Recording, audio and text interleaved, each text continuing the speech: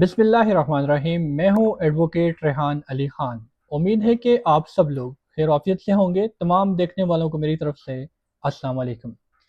ناظرین اکرام، کیا آپ جانتے ہیں کہ آپ نے اپنی پراپرٹی کسی کو گفٹ کی، ہبہ کی، اور کیا آپ کسی بھی وقت وہ ہبہ واپس کر سکتے ہیں؟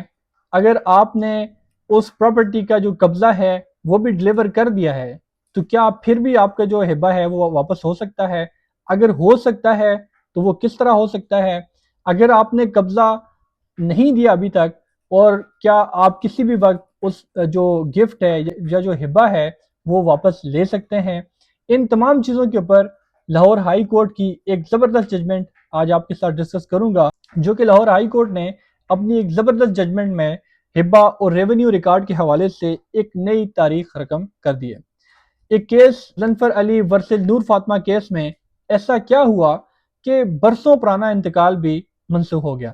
اسی کے اوپر آج آپ کے ساتھ ڈسکس کروں گا کہ کن صورتوں میں اور کب کب ہبہ جو ہے وہ آپ واپس لے سکتے ہیں، اور اگر آپ نے قبضہ ڈیلیور کیا تو کس طرح لے سکتے ہیں، نہیں ڈیلیور تو کس طرح ہبہ جو ہے وہ واپس لیا جا سکتا ہے۔ اسی کے اوپر آج آپ کے ساتھ ڈسکس کریں گے۔ ویڈیو کی جانب چلنے سے پہلے اگر آپ نے ابھی تک میرا یوٹیوب چینل سبسکرائب نہیں کیا تو کائنڈلی اس چینل کو بھی سبسکرائب کیجیے گا، اس ویڈیو کو بھی لائک کیجیے گا، اور آگے اپنے کانٹیکٹ کے ساتھ بھی شیئر کیجیے گا تاکہ کسی کے کام آ جائے۔ تو بڑھتے ہیں اپنے آج کے ٹاپک کی جانب۔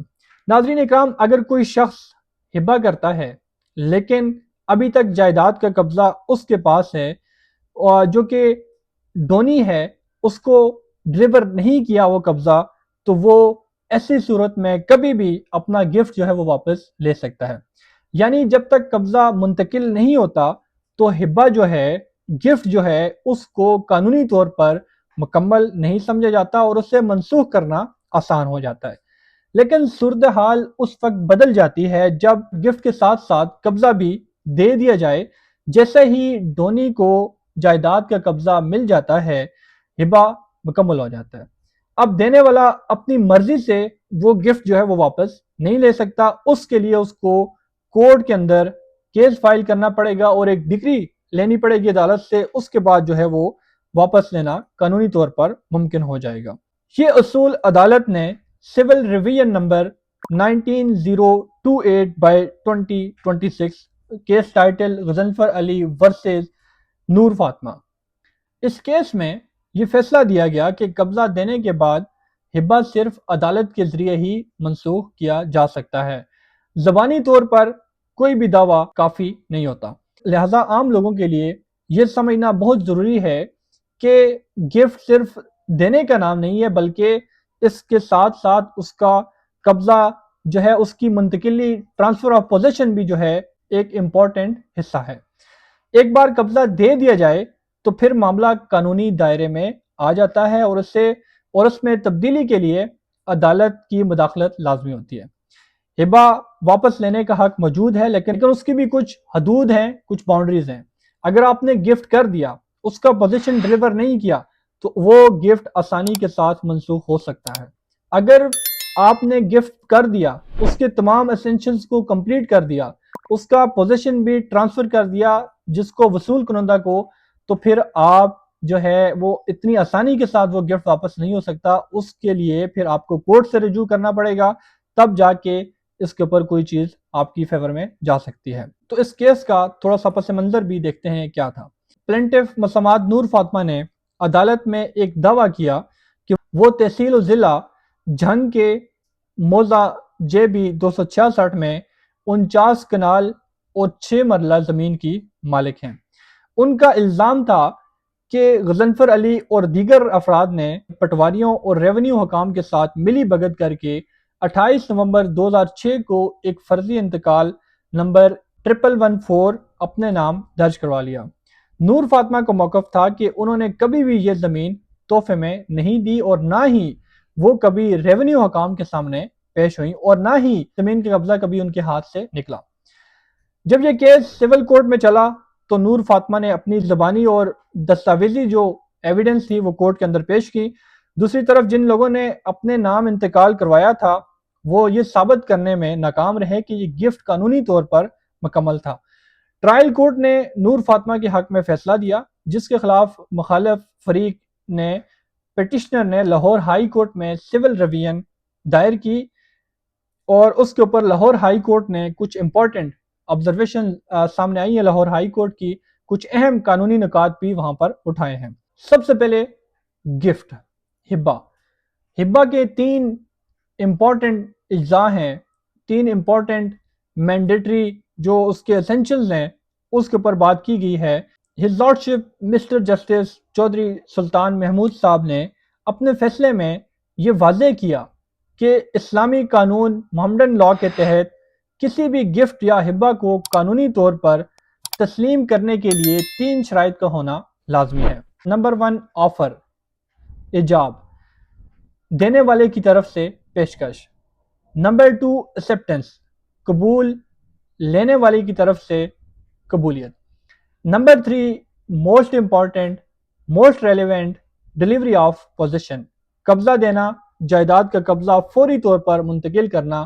یہ تمام چیزیں اگر کمپلیٹ ہو گئیں تو یہ گفٹ ایک ویلڈ گفٹ بن جائے گا، جو کہ قانونی طور پر کافی زیادہ اسٹرانگ ہو جائے گا، اور یہ گفٹ بغیر کورٹ کی ڈگری کے کبھی بھی واپس نہیں لیا جا سکتا، نہ ہی کینسل کیا جائے گا۔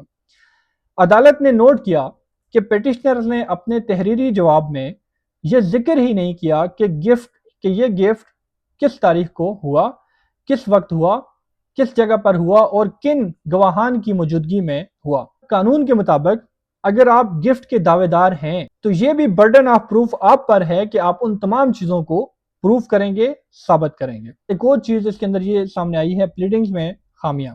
ہائی کورٹ نے ایک بہت بڑی قانونی بات کہی، یعنی اگر آپ نے ابتدائی جواب یا دعوے میں ضروری حقائق جیسے وقت، جگہ، گواہ نہیں لکھے تو بعد میں آپ ان پر کوئی بھی آرگومنٹس، کوئی بھی بحث نہیں کر سکتے۔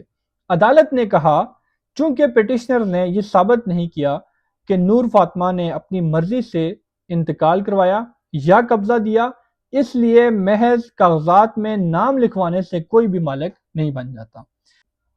اس فیصلے میں محمدن لاء کے سیکشن 167 کا بھی ذکر کیا گیا۔ اس کے مطابق اگر قبضہ منتقل نہیں ہوا تو دینے والا کسی بھی وقت اپنا گفٹ جو ہے وہ واپس کر سکتا ہے۔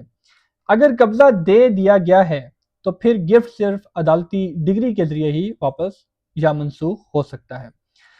اس کیس میں چونکہ کبھی قبضہ منتقل ہوا ہی نہیں تھا، ٹرانسفر آف پوزیشن کبھی ہوا ہی نہیں ہے، تو نور فاطمہ کا حق جو ہے وہ برقرار رہا۔ عدالت کا حتمی فیصلہ اس کے اوپر یہ ہوا، لاہور ہائی کورٹ نے ٹرائل کورٹ کے فیصلے کو غیر قانونی حرکت یا بے ضابطگی نہیں کہا، بلکہ آنریبل کورٹ نے پیٹیشنر کی درخواست کو ڈسمس کر دیا، یعنی ابتدائی مرحلے پر ہی میرٹ نہ ہونے کی بنیاد پر خارج کر دیا۔ عدالت نے یہ بھی واضح کیا کہ ریونیو حکام کے ساتھ مل کر بنائے گئے کاغذات کی اس وقت تک کوئی بھی قانونی حیثیت نہیں رکھتے جب تک گفٹ کی بنیادی قانونی اجزاء جن میں offer, acceptance, transfer of position جو ہے وہ شامل نہ ہو۔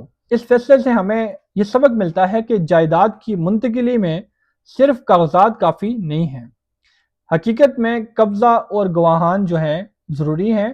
جو پلیڈنگز ہیں ان کے اندر قانونی کارروائی میں جو اپنے بیانات جو ہیں وہ بہت احتیاط سے جو ہیں وہ لکھوائیں، تاکہ کسی بھی طرح کی جو چیزیں جب آپ کی جواب یا دعوے کے اندر آپ نہیں لکھیں گے تو بعد ازاں ان کے اوپر کورٹ میں اس کے اوپر آپ آرگو بھی نہیں کر سکتے۔ لیکن جب بھی آپ پلیڈنگز کو تیار کریں تو اس کو بہت زیادہ احتیاط کے ساتھ کرنا ہے، تاکہ کوئی بھی ایسا قانونی جو ہے سکم اس کے اندر موجود نہ ہو۔ امید ہے یہ معلومات آپ کے کام آئیں گی۔ یہ تھی ایک وہ انفارمیٹیو ویڈیو کہ اگر کبھی کسی کو گفٹ کیا جاتا ہے تو کیا وہ گفٹ واپس ہو سکتا ہے، اگر واپس ہو سکتا ہے کس سٹیج پر کس طرح واپس ہوگا، اگر قبضہ ڈیلیور ہو گیا تو کس طرح واپس ہوگا، اگر نہیں ڈیلیور ہوا تو کس طرح واپس ہوگا، کیا صرف ریونیو ریکارڈ کے اندر رد و بدل کر کے محض اپنا نام لکھوانے سے کیا آپ اس پراپرٹی کے مالک بن جاتے ہیں۔ ان تمام چیزوں کو اس فیصلے کے اندر بہت ہی اچھے طریقے سے کلیئر کر دیا ہے۔ یقیناً آج کی یہ انفارمیٹیو ویڈیو آپ کو پسند آئی ہوگی۔ اگر آپ کی کوئی کوئری ہے یا کوئی آپ کا کوسچن ہے تو آپ میرے ساتھ میرے واٹس ایپ نمبر کے اوپر رابطہ کر سکتے ہیں۔ اگر آپ کو اس فیصلے کی کاپی چاہیے تو وہ بھی آپ میرے واٹس ایپ نمبر پہ مجھ سے وصول کر سکتے ہیں۔ لیگل اسسٹنس کے لیے آپ میرے واٹس ایپ نمبر کے اوپر بھی رابطہ کر سکتے ہیں۔ اجازت دیجیے گا، بہت شکریہ، اللہ حافظ۔